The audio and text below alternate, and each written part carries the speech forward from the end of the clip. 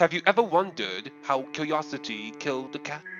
Well, in this story, of course, it's more like the cat just mysteriously disappeared without a trace by the mysterious, eerie voice in a foggy night.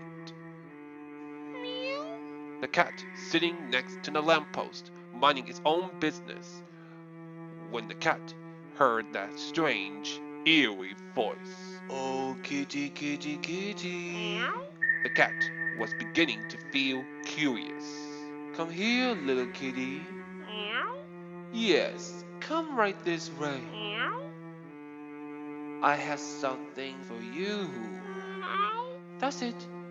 Come closer, closer. The cat, luring to that voice, followed to it.